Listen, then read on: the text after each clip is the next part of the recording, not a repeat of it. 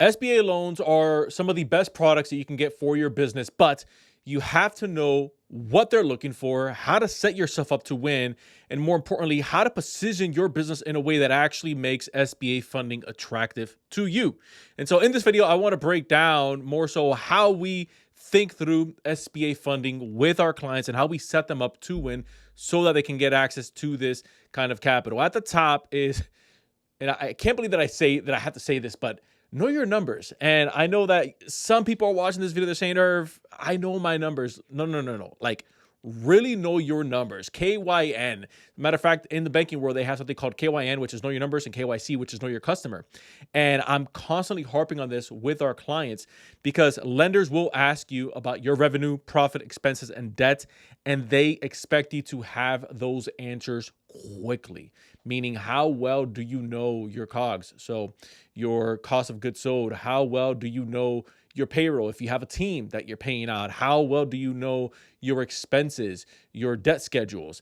If you are just starting out, then you at least want to have the right projections as to what you think. And again, this is more for microloans, right? If you're talking about a 7A loan, then you want to know what I'm dialing in right now, because this is going to be, or this is essentially the most common type of SBA loan that you get. And then you have your microloans, which is a bit more for starters. So people that are under maybe 2 years of business, but the cap on that is 50K. Anyways, I digress. The reason why I say if you're just starting out, know your numbers regardless is because if you get into an industry, you at least want to know what that industry generates within the first 12 to, let's say, 36 months of you being in business. If you at least are able to articulate that to the SBA or to an SBA partner when you are submitting your file to that bank or to that credit union, then the odds of you getting approved for SBA is going to be dramatically higher. So you should know your monthly revenue, net income, and how much you're requesting and why. That's a big one. And you know, it's interesting because whenever I am talking to someone or somebody on my team is maybe connecting with someone on a consult when we are maybe thinking of bringing them on as a client, or if we just flat out say, hey, we can't work with you, the same way that the SBA is going to reject your application is kind of the same model that we run whenever we just tell a client or a potential prospect, hey, we can't help you out. Here's why. If we're talking to someone and we say, hey, how much capital are you looking for? And people usually say, when they aren't as experienced, as much as I can get. That's like, that just repels funding. Like, you have no idea.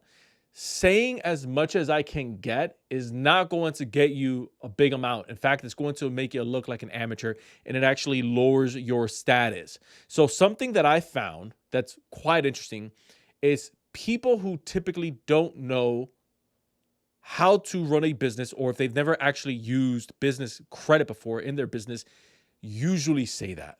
And typically whenever I hear as much as I can get, 9 times out of 10, I say this person doesn't run a legitimate business, or this person is so used to being denied that they just know I'm probably not going to get approved or anything. So let me just say this answer.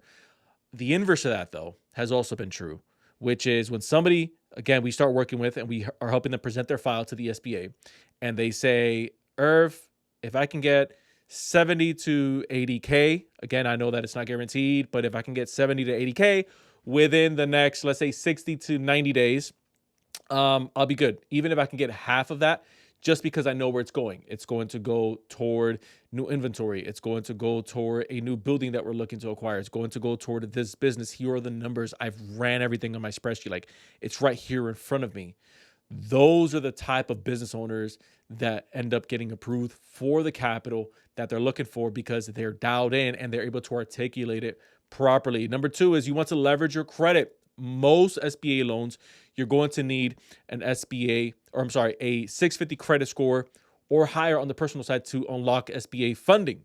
Now, business credit matters too. It's not a absolute necessity if you are maybe going for a microloan, but as we are venturing into scale land, which is how we start to grow business capital on the SBA side, you want to have your FICO SBSS score dialed in. And this is a blend between your personal credit score and your business credit score. And so that ranges between 1 and 300.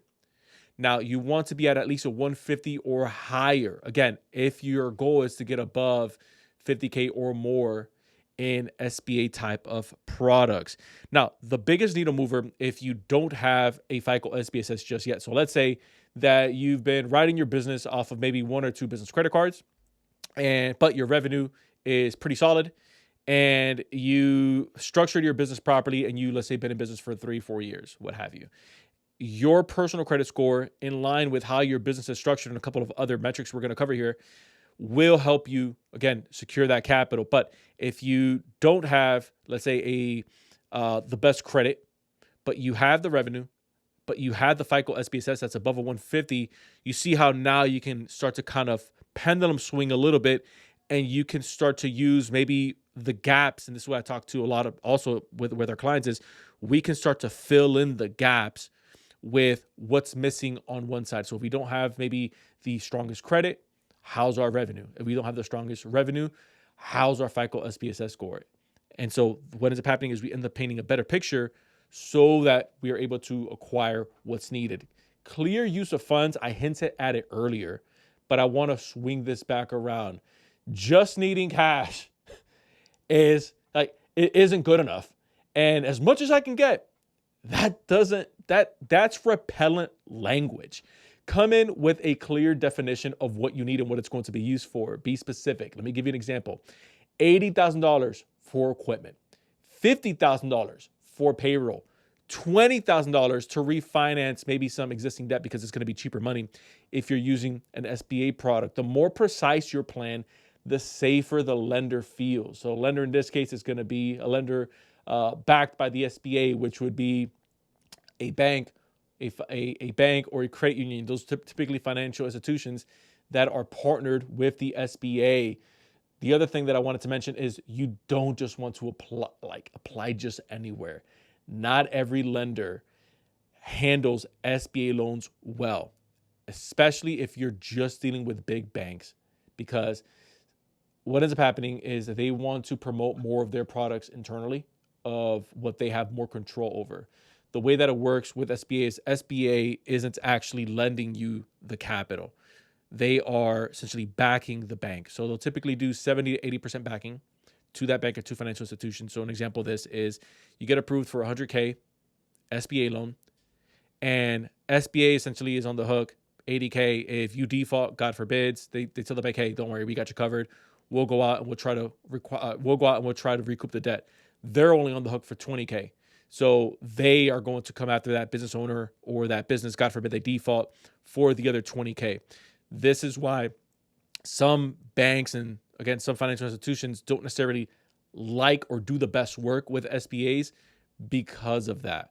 But again, if you're structured properly and if you know what you're looking for, then this could be an advantage for you, because while other people are saying, well, SBAs are too hard to get, or it takes way too long to fulfill, that's because they're probably not looking at the right areas. So you want to work with an SBA preferred lender, which we help our clients get partnered with here inside of our community, inside of our program, and someone who actually knows the SBA process inside and out, because not all banks or business bankers are created equal. And I think that if you've been involved in the business realm, then you probably know that just by talking to a few business bankers. This is why I constantly harp to my clients, don't just submit your file to the first business banker you sit down with. The same way that they're interviewing you, you also want to interview them. Your approval timeline depends on the lender's experience. Number 5 is get your docs in order. So let's put actual context around that. Minimum, the last 2 years of personal and business tax returns, business licenses, and financials. You also want to prep for profit and loss, balance sheets, PFS, which are personal financial statements, and a business plan if you're a startup. If you're an experienced business owner, one of the best things that you can do is flex your cash flow, flex your revenue in tandem, meaning together, with your strong personal credit profile. The trifecta in this case is going to be, if we have revenue, we have strong personal credit, and then we also help a client build out their FICO SBSS score by adding the proper accounts that are actually going to report, and now they're above a 150. That is the holy grail. At that point, you have a strong file. But I know that we have a lot of startups that watch this channel. You're under a year, maybe you're pre-revenue. you at least want to have your personal credit dialed in. Nothing less than a 650. I would venture to say the higher into the sevens, the better it's going to be for you.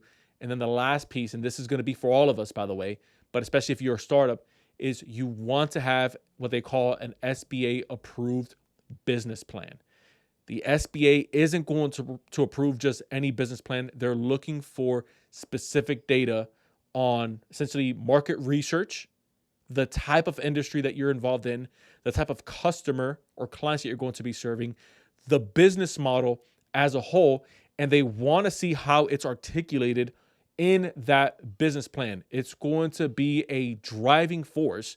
If you don't have a lot of revenue just yet, but you have the credit, the business plan is your way of articulating, I am a serious business owner. Now, I made a full video breaking down how to set it up using AI. You can go ahead and watch that video right here.